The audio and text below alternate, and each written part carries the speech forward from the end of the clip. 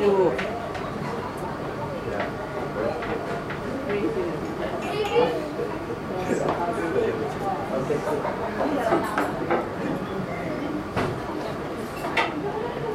On stage, TFC Cat, contestant number 20. Yes, ano pong pangalan nila? Adrian AC.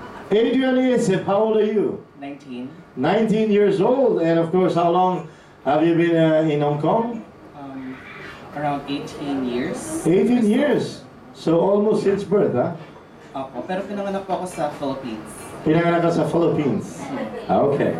And syempre, paano mo nalaman itong ating audition? May nag-post po sa Facebook. Ayun, may nag-post sa Facebook. Talagang yung Facebook na yun, kagaling-galing talaga. Nakakarating sa saan mang sulok ng mundo rito sa Hong Kong. Parang TFC yan. Kahit saan, the best ka. Yan ang TFC ka. Siyempre. And why did you join this contest? Cause gusto ko po talaga maging famous. Oh, gusto mo bang sumikat? Yes! Gusto mo ba maging star? Oh, yeah! Ladies and gentlemen, TFC Cat contestant number 20, is it Adrian